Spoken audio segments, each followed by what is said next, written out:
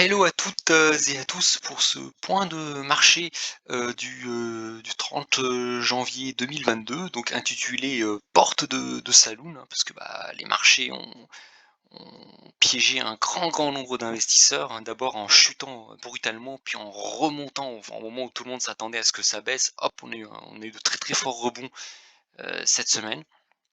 Donc on va un petit peu décrypter tout ça. Alors tout d'abord, toutes mes excuses si parfois je suis un peu embrouillé, un peu brouillon dans mes propos, je suis pas très en forme, hein, je suis pas très en forme en ce moment, donc ça peut, voilà, ça peut impacter, on va dire, la clarté, de certains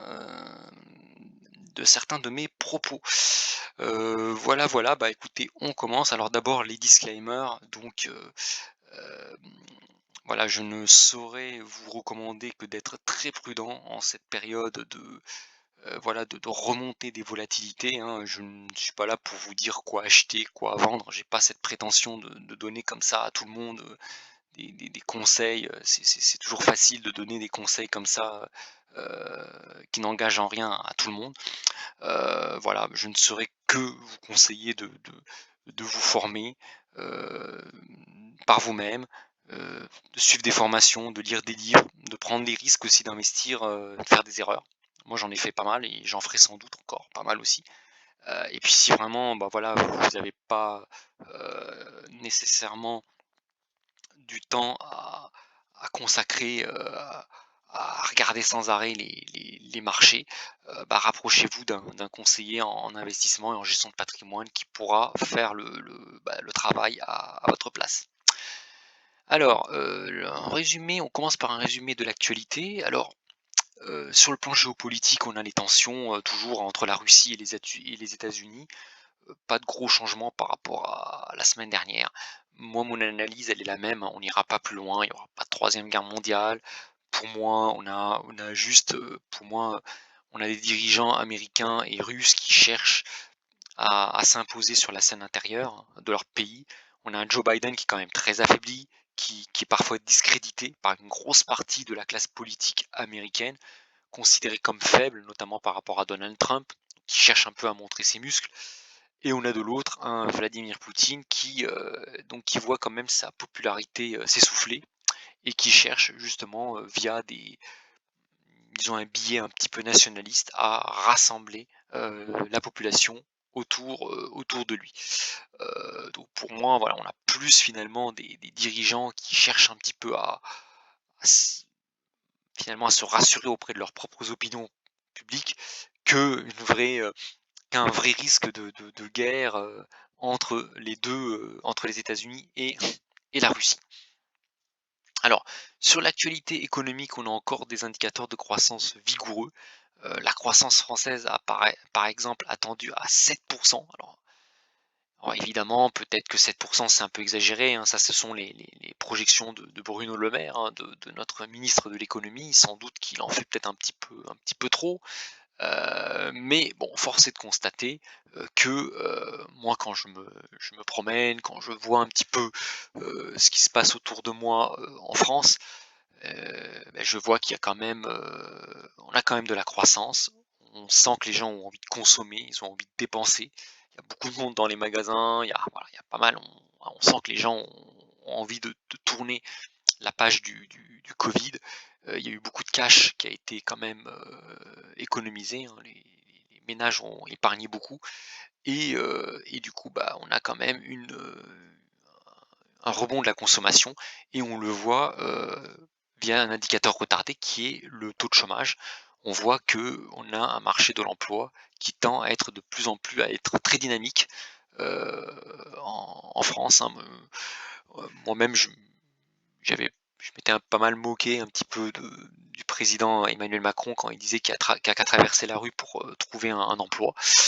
Force est de constater qu'actuellement c'est quasiment le cas, hein, dans de nombreux secteurs. C'est très facile, de trouver du travail avec des gaps de salaire qui peuvent, des gaps de salaire à 2 chiffres, hein, à supérieurs à 10-15. Heu, Moi j'en vois plein, hein, plein d'amis autour de moi qui changent dans des secteurs différents, restauration, hôtellerie, informatique, finance, actuariat, enfin énormément de la santé bien sûr, énormément voilà, de personnes qui bougent et qui arrivent à négocier, à avoir de très, très fortes augmentations de salaire. On a vraiment un marché de l'emploi qui est très, très dynamique et moi, bon, je viens dans le secteur un peu de la finance, quand je discute avec des cabinets de conseil, bah, aujourd'hui, clairement, les cabinets de conseil, ils ont aucun mal à trouver des missions. Ils sont voilà, il y a des missions, enfin les missions pleuvent, mais par contre, moi les dirigeants de cabinets de conseil avec qui je discute, la grosse difficulté pour eux, c'est de trouver des candidats, en fait. En fait, c'est le challenge aujourd'hui, c'est vraiment, c'est plus dur d'être employeur aujourd'hui à la recherche de candidats que d'être candidat à la recherche d'un poste. Donc, voilà, bon, avis pour celles et ceux qui souhaitent faire la culbute, hein, au niveau salarial parce que, voilà, il y a voilà, autant, bon, les marchés ont pas mal monté donc, voilà, est-ce qu'il y a encore beaucoup d'argent à se faire sur les marchés? Bon, moi je pense que oui, mais peut-être pas d'une manière aussi facile qu'avant et voilà. Par contre, évidemment, maintenant on a le marché de l'emploi qui est toujours en retard par rapport à la bourse, qui lui, pour le coup, va peut-être, donner des opportunités intéressantes pour celles et ceux qui le souhaitent. Alors c'est pas forcément l'objet de cette vidéo. Ici, on s'intéresse plus au cadran, des investissements, le cadran I, que le cadran, du salariat. Alors sur l'actualité sanitaire, les marchés anticipent la sortie de la pandémie, hein, donc là clairement ça fait maintenant, 1 mois et demi voire 2 mois que le Covid n'est plus réellement, un problème pour les marchés. Les marchés en tout cas, ils ont appris à vivre avec le virus et pour eux c'est un petit peu de l'histoire ancienne. Alors sur l'actualité microéconomique, on a eu des résultats très solides, qui ont permis au marché de rebondir après le trou d'air en début de semaine et notamment un point d'honneur, notamment avec le CAC 40, on le verra, qui se distingue, notamment grâce à LVMH qui a, publié des résultats, tout simplement, sensationnels, et qui a permis au CAC 40 de surperformer les indices. Heu, pour moi, en fait, la crise du Covid a quand même profité à un grand nombre d'entreprises et a permis, à certains secteurs d'innover, notamment le numérique, les biotech et la santé. Le luxe, si le luxe continue à bien se porter, en tout cas on a vu les résultats de LVMH. Bon, alors c'est symbolique, hein, donc le CAC 40 pourrait devenir, le super indice qui performera en 2022 et l'homme le plus riche de la planète pourrait bien devenir, français. Parce qu'actuellement sur les 10 plus riches, les 10 hommes, alors il n'y a pas de femmes malheureusement dans les 10 plus riches au monde, et sur les 10 hommes les plus riches au monde, on n'a qu'un Français qui est en numéro 3, mais il pourrait devenir numéro 1 si le luxe continue à très bien se porter. Cocorico, voilà, petite parenthèse. Voilà, on en reparlera. L'actualité monétaire, alors là, les marchés anticipent 4 hausses de taux, dont une hausse de 50 points de base dès le mois de mars. Donc on va assister un petit peu à une course entre les bons résultats des entreprises et le resserrement monétaire. Donc si les entreprises publient de bons résultats, donc on va avoir des perspectives de bénéfices qui vont remonter. Donc ça c'est positif pour la bourse, pour les actions, mais il ne faut pas oublier que lorsqu'on valorise la valeur d'une entreprise, on va actualiser par rapport au taux d'intérêt. Donc si les taux montent plus vite que les perspectives de croissance des bénéfices des entreprises, bah, on pourrait très bien avoir un cours de bourse des actions qui baisse. À l'inverse, si les taux remontent, mais que les perspectives de croissance des bénéfices montent encore plus vite, on pourrait très très bien avoir des marchés qui continuent à monter malgré tout. Alors, on va maintenant passer aux différents classes d'actifs. Alors d'abord l'obligataire, donc on a des taux qui après une accalmie la semaine dernière continuent à se retendre cette semaine avec un taux 10 ans français qui est repassé au-dessus de 0,32. Alors à noter, quand même les que en gros, quand les actions, chutent, les obligations montent, mais beaucoup moins que ce que les actions perdent et à l'inverse, quand les actions montent, bah, la montée des actions, elle est inférieure à la baisse des obligations. Donc ça, c'est un point d'attention très important qui montre que les limites des stratégies, ce qu'on appelle des stratégies d'assurance de type, on a 100 euros, on investit, X dans les actions et 1 moins X dans les obligations.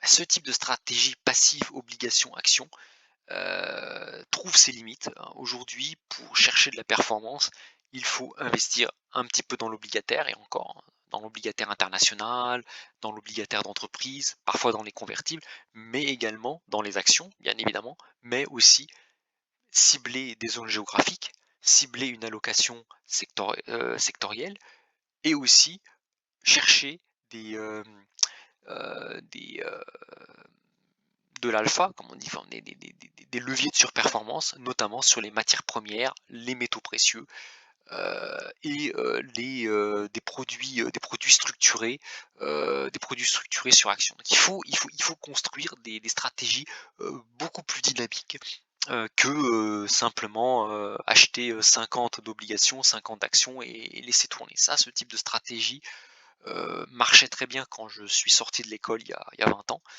Mais aujourd'hui, ce sont des stratégies qui malheureusement sont devenues caduques. Il faut vraiment s'intéresser à beaucoup plus de classes d'actifs que juste des actions et des obligations, et aussi construire vraiment vraiment des stratégies dynamiques de dynamisation et dynamisation progressive, mais également de prise de profit, de prise de bénéfices lorsque cela est nécessaire. Donc c'est pas, voilà, c'est pas évident. Il sera toujours possible, hein, de faire de l'argent dans le futur avec les marchés, clairement, mais il faudra vraiment faire très, très attention à la manière d'allouer de structurer son portefeuille via les différentes classes d'actifs. Donc là encore, hein, je répète, hein, soit vous avez du temps, donc formez-vous, lisez des livres, formez-vous, passez du temps à suivre vos portefeuilles, apprenez à gérer vos émotions, vos erreurs, vous ferez des erreurs. Et si voilà, si vous n'avez pas envie de voilà, c'est pas votre métier, ou vous n'avez pas forcément du temps à passer là-dessus, bah voilà, il faut pas avoir honte de confier une partie de son patrimoine à un conseiller en investissement, en gestion de patrimoine, qui pourra piloter votre épargne pour vous. Voilà, faut savoir être humble, hein. Moi, par exemple, pour tout ce qui est travaux manuels, bah, voilà, j'ai un problème avec mon mur, je fais appel à un maçon, j'ai une fuite d'eau, je fais appel à un plombier, j'ai des fils électriques qui grésillent dans le plafond, je fais appel à un électricien. Parce que bon, bah, voilà, j'ai pas spécialement envie de perdre mon temps voilà, dans des travaux manuels, c'est pas mon truc, quoi. Je suis pas forcément doué là-dessus, j'ai pas honte de le dire. Bah, je fais appel à des spécialistes. Bah, voilà, si vous vous sentez un petit peu juste sur les marchés, bah, voilà, il faut pas avoir peur de faire appel à des professionnels, ou voilà, ou à vous former si vraiment vous avez beaucoup, beaucoup de temps, à y consacrer, si vous êtes passionné.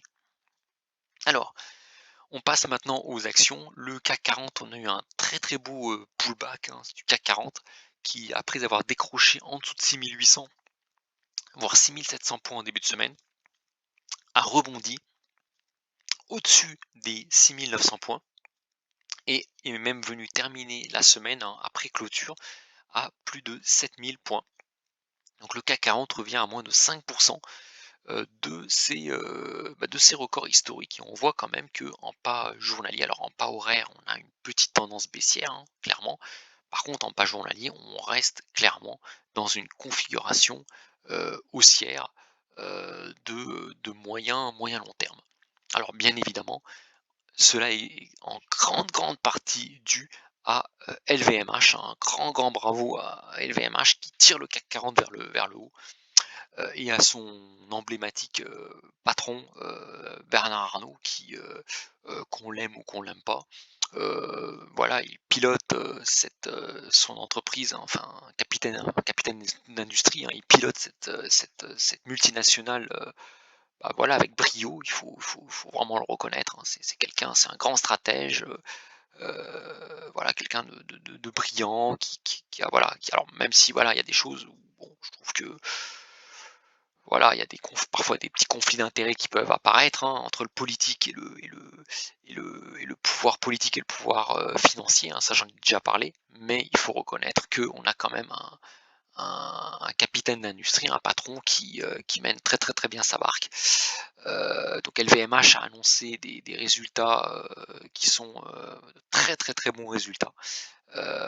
Et les analystes continuent à relever leurs cibles, hein, leurs objectifs, hein, puisqu'on a maintenant un objectif de cours à court terme, hein, qui est à 755 €. Donc on a quand même encore, voilà, les analystes estiment que le titre LVMH peut encore facilement prendre 5 par rapport à ce qu'il vaut aujourd'hui. Donc c'est voilà, moi je tire un peu mon chapeau, voilà, à LVMH et à son patron, à Bernard Arnault. Moi j'ai suivi un petit peu son et c'est un patron qui n'est pas très bavard, hein, Bernard Arnault. Moi j'ai suivi son audition au Sénat parce qu'il a été reçu au Sénat par la commission d'enquête, hein, qui est publique, hein, que vous pouvez suivre sur YouTube. Donc vous voyez Bernard Arnault répondre pendant 2 heures aux questions des sénateurs qui s'inquiètent sur, l'influence qu'il peut avoir sur les médias, hein, parce que Bernard Arnault, en plus d'être patron de LVMH, détient des médias, détient certains médias qui sont très influents en France, donc il a un certain pouvoir et il a été, passé au grill par les sénateurs qui se sont relayés en lui posant pas mal de questions sur son implication, sur ses réseaux politiques, sur sa manière d'influencer la presse, sur sa capacité aussi à voilà, à peser sur la justice. Il y a même eu des questions, j'aurais jamais cru, hein, enfin, je vous engage à la voir cette vidéo. Il y a même eu une question, de certains sénateurs qui ont posé la question à Bernard Arnault sur son implication, dans parce que bon, apparemment, voilà, il y a eu une filature. Apparemment, un député, de la République, de la France insoumise, François Ruffin, je crois, qui a été pris en filature voilà, par des hommes de main, on va dire, de LVMH, hein, jusqu'à dans sa vie privée. Et apparemment, bon, bah, François Ruffin aurait porté plainte contre Bernard Arnault, et LVMH, et apparemment, il y aurait eu voilà, un arrangement, on va dire, avec la justice, et le Sénat a carrément posé la question. Ils ont bombardé Bernard Arnault de questions aussi là-dessus, j'aurais pas cru. Et j'ai été impressionné par la manière dont Bernard Arnault s'est défendu et a défendu LVMH, avec une vigueur, qui est impressionnante, hein. Il a quand même 72 ans et voilà, enfin, tenir 2 heures face à des sénateurs qui vous bombardent de questions, parfois assez retors. Bon, bah, faut quand même, voilà, moi je lui tire mon chapeau. Je suis pas toujours d'accord avec, voilà, comme je vous dis, avec les pratiques, mais il faut reconnaître que LVMH est très, très, très bien géré, et ça se voit sur le cours boursier de l'action, sur les analystes, hein, les opinions des analystes, et aussi sur le CAC 40 qui continue, qui résiste très, très bien par rapport aux autres indices. Et d'ailleurs, justement, à propos d'autres indices, on arrive à l'indice américain, le Dow Jones, qui est quand même l'indice le plus vieux au monde.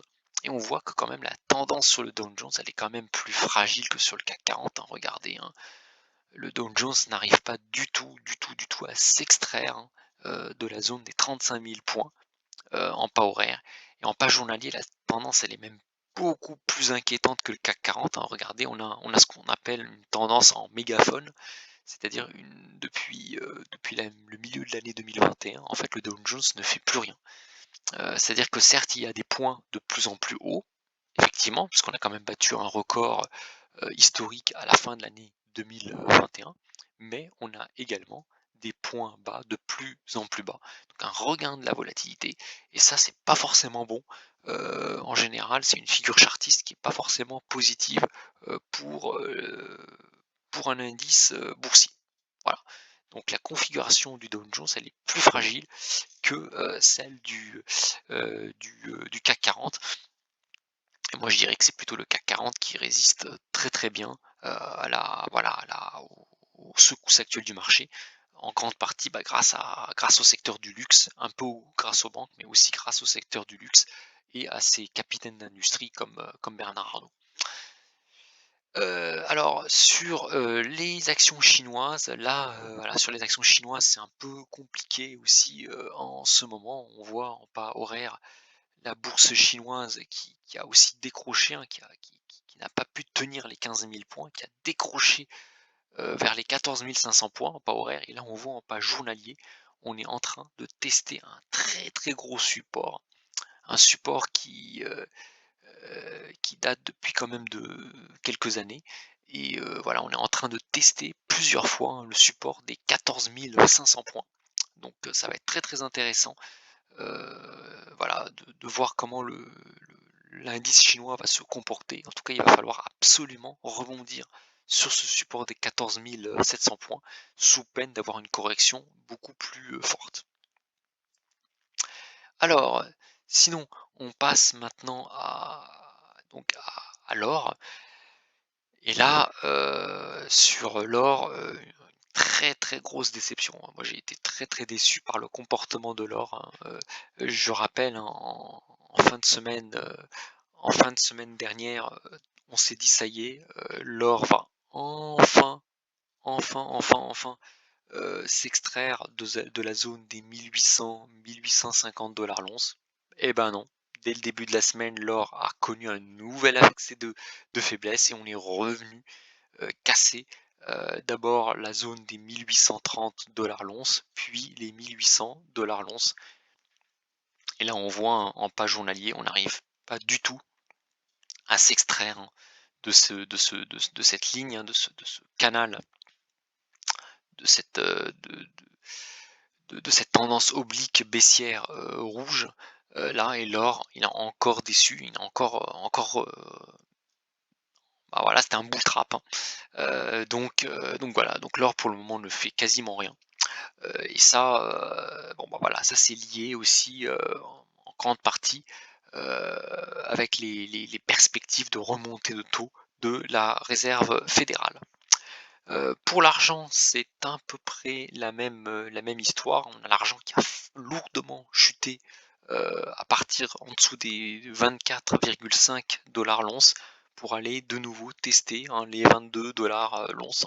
À mon avis, là on voit en page journalier, l'argent va revenir tester les 22 $ l'once avec un risque si jamais les 22 $ l'once sont cassés à la baisse, on pourrait avoir une accélération baissière en direction des 19 $ l'once d'argent. Donc voilà, donc l'or et l'argent, voilà, ont encore une fois de plus déçu hein, cette semaine. Ils sont dans un canal de consolidation qui est maintenant entamé depuis plus de 18 mois. Euh, donc si vous voulez voilà, faire du trading, attention, hein, c'est très dangereux de faire tapis sur l'or et l'argent. Enfin, faire tapis tout court sur quelle que soit la classe d'actifs. Voilà, ce sont des bons actifs, à mon avis, même si j'ai pas de conseils à vous donner, ça peut être des points, l'or comme l'argent peuvent être à des points d'entrée intéressants pour une gestion patrimoniale de long terme. Clairement, ça peut être intéressant, soit via des pièces d'or, l'achat de pièces d'or ou de pièces d'argent, soit via l'achat de CFD sur des plateformes de trading, soit via l'achat de minières, de fonds de minières aurifères, via par exemple des assurances vie. Donc voilà pour l'or et l'argent. Alors évidemment, pourquoi cette déception? Bah, c'est en grande partie lié au dollar. Le dollar qui cette semaine a connu des plus hauts face à l'euro, des plus hauts qu'on n'a jamais vus depuis maintenant plusieurs années. On est à 1,1156. On a terminé la semaine à 1,1156.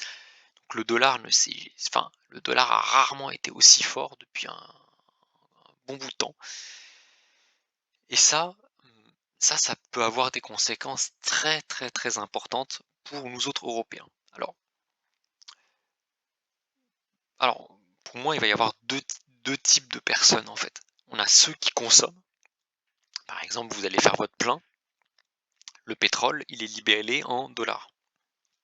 Donc même si le pétrole arrête de monter, si le dollar monte, bah, vous, le prix de votre plein, le coût de votre plein d'essence, bah, il va vous coûter de plus en plus cher. Parce que comme le pétrole est libellé en dollars, mais si le dollar s'apprécie par rapport à l'euro, bah, même si le pétrole ne monte plus, bah, vous, votre essence que vous payez en euros, bah, vous allez la payer de plus en plus cher. Donc ça a quand même, donc l'euro-dollar qui paraît un peu abstrait, bah, a de très fortes conséquences pour nous autres Européens, que ce soit pour les consommateurs d'un côté, mais également, alors là c'est plutôt positif pour les investisseurs. C'est-à-dire que pour les personnes qui ont investi dans des actions américaines, donc même si elles voient euh, les indices américains qui patinent un petit peu, bah, si on convertit ces indices américains en points, si on les convertit en euros, sachant que le dollar se renforce par rapport à l'euro, bah, on peut quand même gagner de l'argent. Et ça, à mon avis, bon, je vais faire une petite parenthèse. Pour celle, moi par exemple, j'ai investi dans un projet, un projet immobilier aux États-Unis, il y a maintenant de cela un peu plus d'un an, en 2020, le projet Edgewater, donc qui a été mené, enfin qui a été initié par des associés de Green Bull, hein, Guillaume et Yann Darwin. Donc c'est un très très beau projet. Bon, j'ai investi dessus. Et bah, là, par exemple, bah, les coupons, donc le projet verse des coupons de 8%, mais en fait, ces 8% là seront modulés par le change. C'est-à-dire c'est 8%, mais c'est 8% en dollars. Donc plus le dollar va se renforcer par rapport à l'euro, et plus les associés, donc les personnes qui ont investi, donc moi, dans ce projet aux États-Unis, bah, recevront des coupons de plus en plus élevés parce que libellés dans une monnaie, donc le dollar, de plus en plus fort par rapport par rapport à l'euro.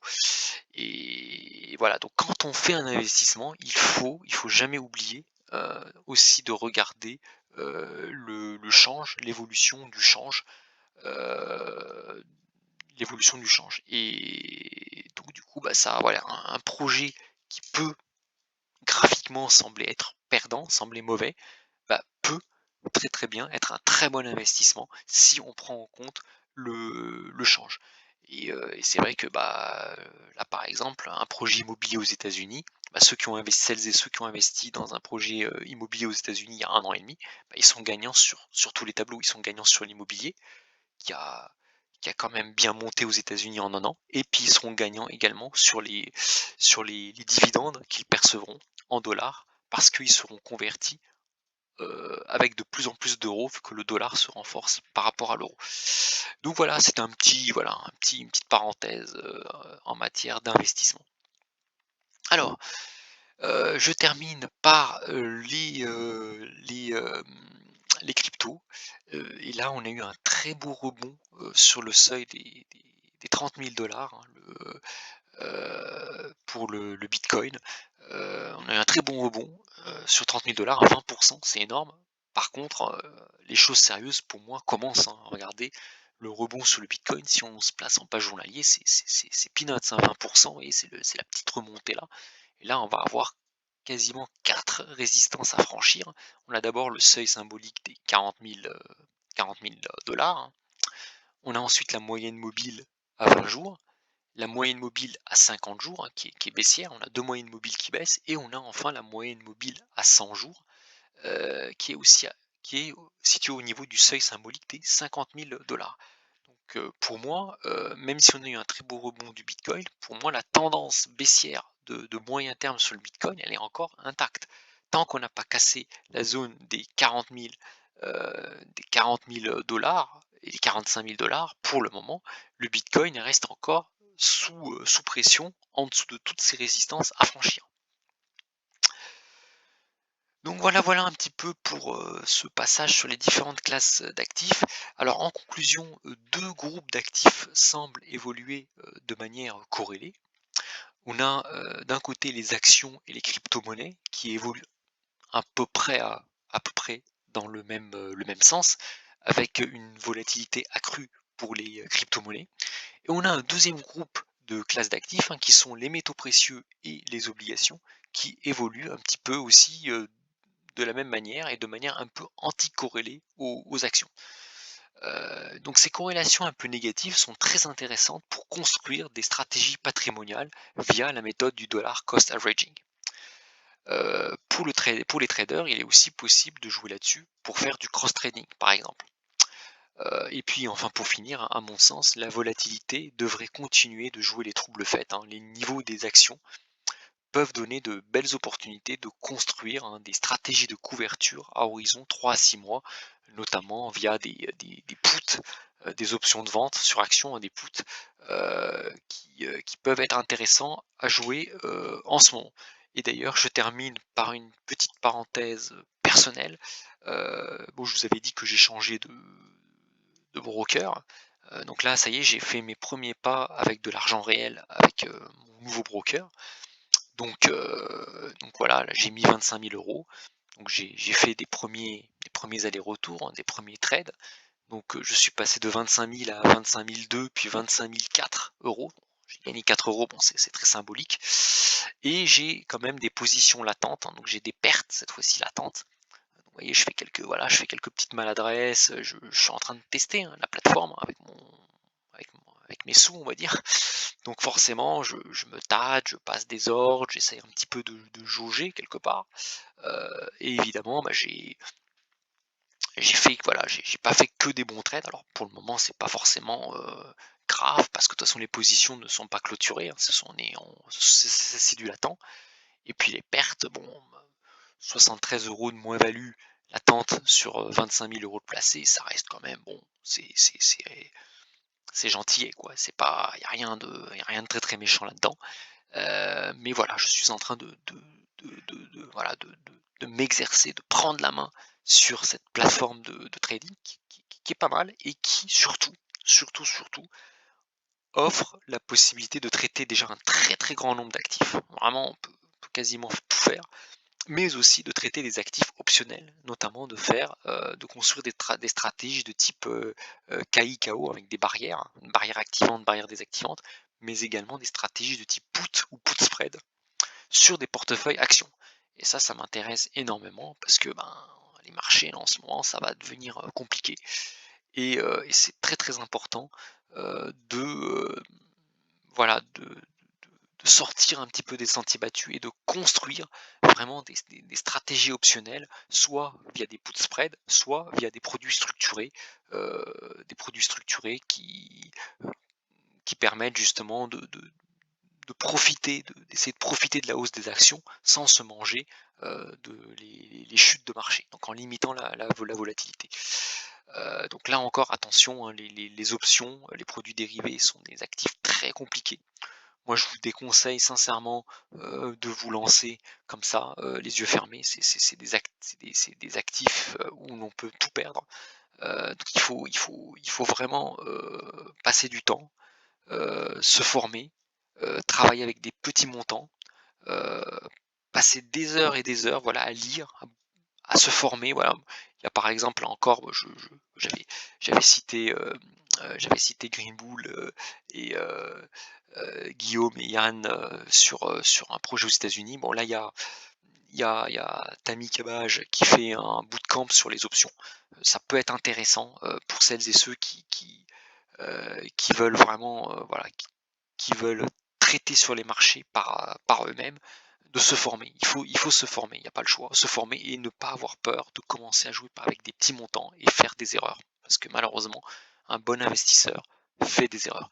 Les grands capitaines d'industrie, les investisseurs, ont fait des erreurs, hein. Bernard Arnault, Elon Musk, Jeff Bezos, Bill Gates, voilà, tous ces gens-là ont fait des erreurs. Et voilà, le monde des investissements, c'est un monde où on apprend en grande partie par l'erreur et par la formation continue et permanente.